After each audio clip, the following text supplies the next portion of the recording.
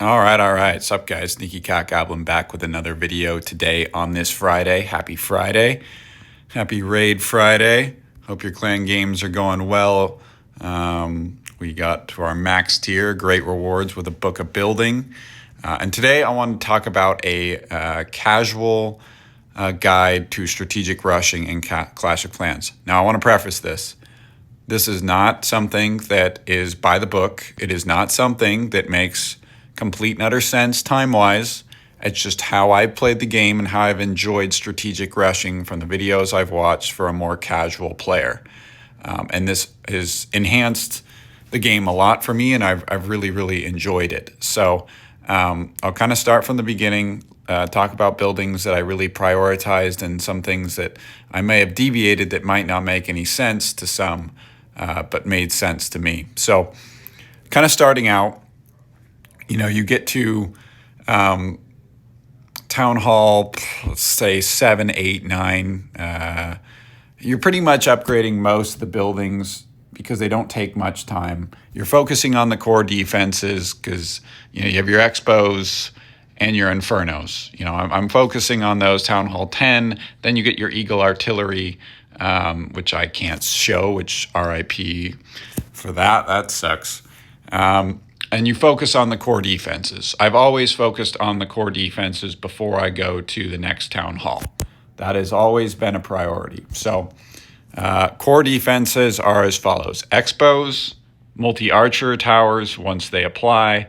And I would say, to stop at that point, because the changes to Town Hall 16 are requiring you to upgrade these to get to Town Hall 17, I would say that 4 archer towers and 4 cannons are considered a core defense. So I would be upgrading at least 4 and 4. I didn't do this because I obviously didn't know at the time that I needed to do this, but those would be core defenses so you can go to Town Hall 17 sooner than later instead of being screwed over and having to upgrade 4 of those from scratch just to get to Town Hall 17.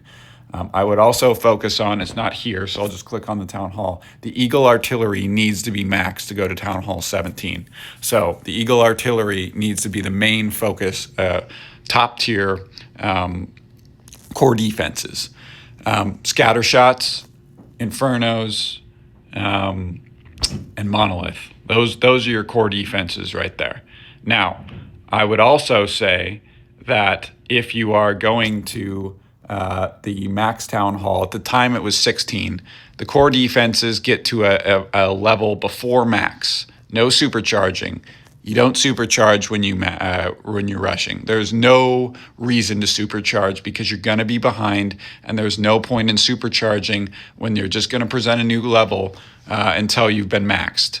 Then you can consider supercharging, but there's no point in supercharging when you're rushing. You get it to 1 level before max, like in this case.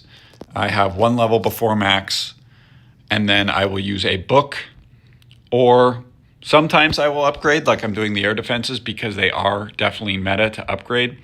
But I am going to focus on getting buildings up to 1 level before max so I can use my hammers and I can use my books to get those to max. And I like to focus on one group at a time. So if I'm maxed on my core defenses, which I'm pretty close here, I have 1 other level in my multi-archer tower, but I'm pretty close to 1 level max, 1 before max on most of my core defenses. Then I'm going to focus on groups of things. So Teslas I've kind of been working on, so I'm getting the Teslas up as soon as possible, and working on maybe with a couple builders, just like what I'm doing with my air defense. And then I might move on to another building. But for the most part, I'm kind of focusing on a clump of buildings after my core defenses are up. I'm not focusing on traps. I'm not focusing on any, let's call them poor defenses, mortars, wizard towers, stuff like that. They're pointless to me. I got my air sweepers up because I think that they're really actually pretty quick to get up. So that kind of takes care of defenses. The other thing I would say is I wouldn't neglect walls. I see a lot of bases that look like the Gaza Strip because they don't have any walls, or their walls look absolutely gross. Honestly, if you can get the walls up to a formidable level from, I'd say, honestly, level 13 and on, because they scale, it's just another 1,000 hit points. And if you're above, 10,000 hit points on the walls, they do take time to get through, regardless of what the hero level is. So I would say that's a big defensive boost. Unfortunately, the level 16 walls, you just get 1,000 hit points. So it doesn't scale at all, and I don't really think there's any point in not trying to at least upgrade the walls with the extra loot. As far as storages, there's no point in focusing on storages. Collectors. You can get enough loot from looting in different types of strategies. Honestly, I've gotten to a place where I can get enough loot in the streak events going on right now to where I don't need to use sneaky goblins, but it's pretty self-explanatory. It's sneaky goblins, it's any sort of spell combination, jump spells, rage spells, freeze spells, invis spells, however you like to utilize it. And then I like to use like a log launcher to farm, but fairly self-explanatory, fairly easy to do as far as farming goes in strategic rushing. And that's usually what I use. Or I'll just use training armies because I can get enough loot now because my offense is maxed. So now we're going to transition to offense. And one thing that is going to be controversial, but people would say otherwise, is don't upgrade your heroes. And I agree with that. There's no point in upgrading the heroes, but the player experience of doing so, of not upgrading the heroes, is a detriment. I don't like the fact that my heroes are like level 10 when I'm upgrading, or when I'm just casually playing. Obviously, when I have wars, I can max them, but I want to put them in a formidable level. And now with the hero hall, I max that out. So I can just, like my Barbarian King is just upgrading on the side. I always have a builder down to upgrade the Barbarian King or a hero that is not on the battlefield.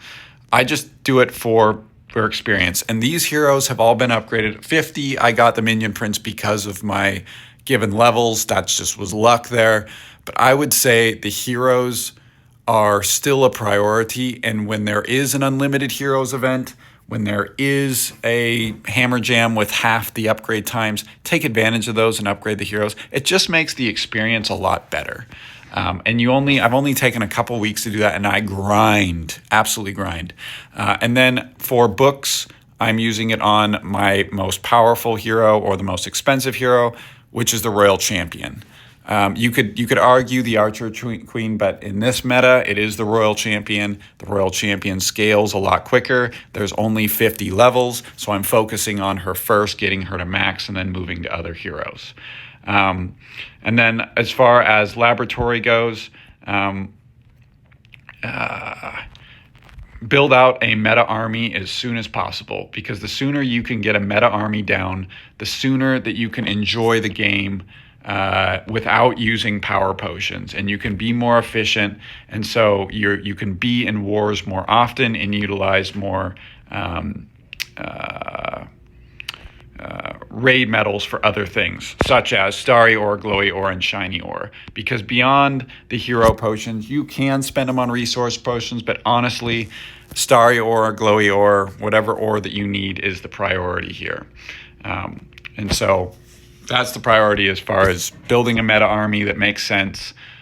You can see I have a lot of things that I haven't even touched because there's no point. But right now I have an army, max dragons, that I don't have to utilize a power potion in any of my attacks because they're maxed. Moving on to hero equipment, if you're joining the game late, I understand this is a big uphill battle. However, there's a lot of things in the game, looking at mine, and I'm not even going to go over them, but many things that really aren't needed to be upgraded.